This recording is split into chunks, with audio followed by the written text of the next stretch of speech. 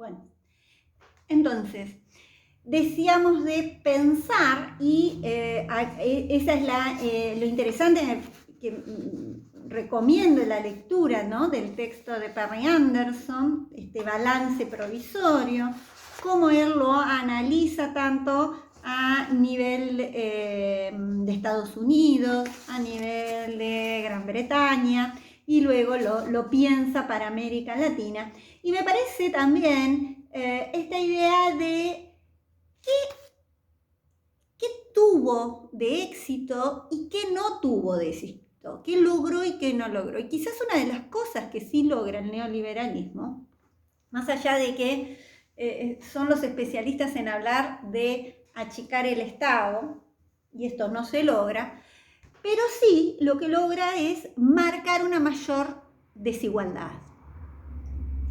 Y para eso me interesaba, cuando se consolida acá en Argentina, llega de la mano de lo que se llamó las políticas que fueron construidas desde Estados Unidos, de lo que se llamó el Consenso de Washington, que fueron formulaciones que plantearon en 1989, que las sintetiza John Williamson, y que lo que buscaba era sacar a los países de la crisis.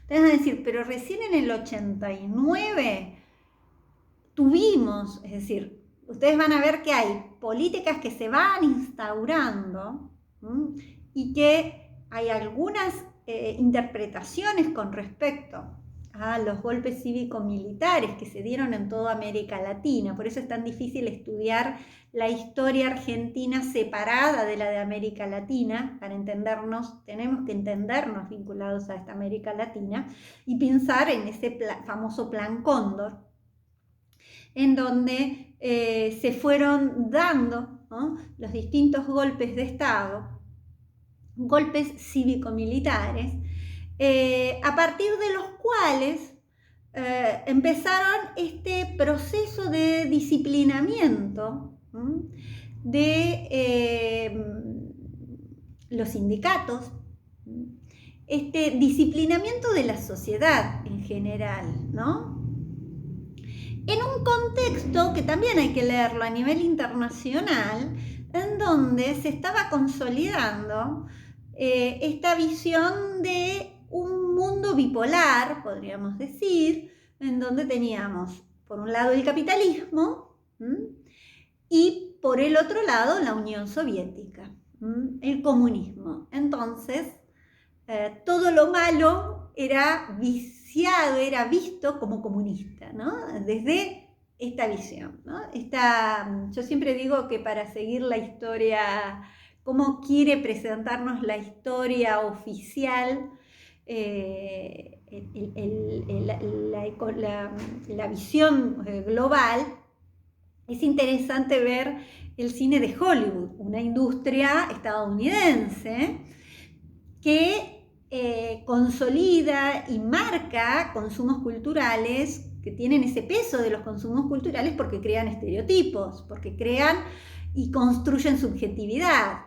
Y fíjense, los invito si les gusta, a mí me encantan las películas, las de el agente James Bond, ¿no?, 007. Fíjense con quiénes a lo largo de las distintas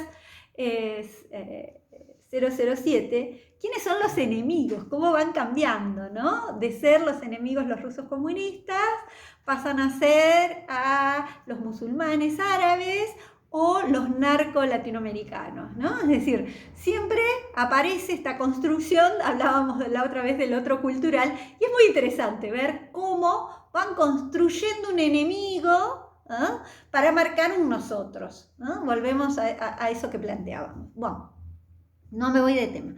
Entonces, en ese consenso de Washington se plantean y se proponían, incluso aquí cuando se firman, fue muy loco, pero se las firmaban en inglés, ni siquiera llegaban a traducirlas a estos endeudamientos que tomaba el país. bueno, por un lado, esta idea del disciplinamiento fiscal. Ustedes seguramente nacieron, pero para nosotros, antes cuando ponían los precios los ponían directamente. Después apareció la parte, esto que es ese código que leen, y empieza a aparecer la DGI, entonces hay que empezar a pagar el IVA, el famoso IVA, que es un impuesto de los impuestos más injustos, porque el que más gana y el que menos gana paga lo mismo de IVA, ¿no? Entonces, por eso cuando se habla de una reforma fiscal hay que prestar atención porque tiene que ver con los impuestos, ¿no? Y si nosotros quisiéramos ser, qué sé yo, como los países escandinavos, el que más paga, paga, el que más cobra, más paga, y el que menos cobra, menos paga, por una lógica para no reforzar la desigualdad, ¿no? Una característica que tiene América Latina y que tiene África es que hay una excesiva desigualdad. Es decir, entre el que menos cobra y el que más cobra, ¿cuánta distancia hay? Eso también me habla de, ahora que se habla tanto del desarrollo de un país. Si hay mucha desigualdad, fíjense lo que pasó ahora, ¿no? Es decir, con la pandemia, quedó en evidencia que existía una excesiva desigualdad, que no todos podían acceder a la tecnología, la brecha digital que se dice, ¿no? Pero es una de las tantas desigualdades a las que estamos. Una manera que tiene el Estado, ¿qué es el Estado? Ahora vamos a definirlo en esta entidad que es la que, para poder repartir, cobra impuestos.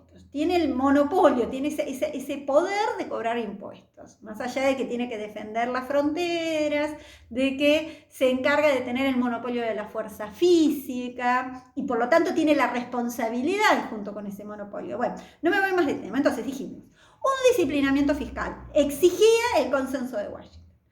Redireccionar el gasto público. ¿Qué quiere decir redireccionar el gasto público? Es decir, que desde esta lógica vinculada al neoliberalismo, la educación era un gasto, la salud era un gasto, es decir, las políticas sociales eran gastos, las jubilaciones eran gastos. Entonces, estos gastos públicos, yo te voy a prestar plata, pero te digo cómo lo tenés que gastar. Entonces te digo, bueno, mira, vas a tener que achicar el gasto público, porque son gastos.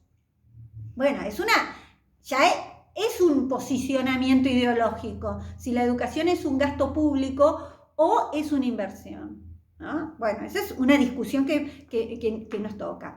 Bien, el tema de liberación de las tasas de interés, que se libere el mercado financiero, más chiquito en los años anteriores. Ustedes han escuchado hablar de esto de que la gente se tomaba deuda pública, se tomaba deuda, entraban dólares y los dólares se fugaban. Entonces, hoy diríamos, ¿los podríamos meter presos? No, porque lo que se hizo desde el gobierno era liberar esta posibilidad de mandar dólares a otro país, de poner estos dólares, al liberar todo lo que tiene que ver con tasas de interés, con todo lo que tiene que ver con lo financiero, desregularlo, el Estado deja de regular todo el mundo de los bancos, para hacerlo más, ¿no?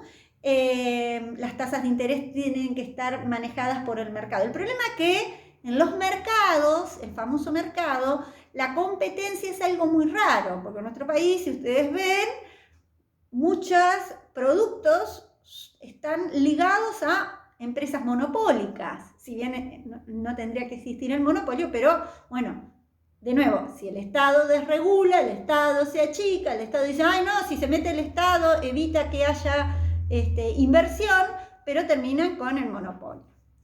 Otra característica que se había planteado era la privatización de empresas del Estado. Eso sí lo vimos, ¿no? Los más viejos nos educamos con Entel, ferrocarriles nacionales, aerolíneas argentinas. argentinas. Eran todas empresas nacionales. Es decir, el Estado era empresario.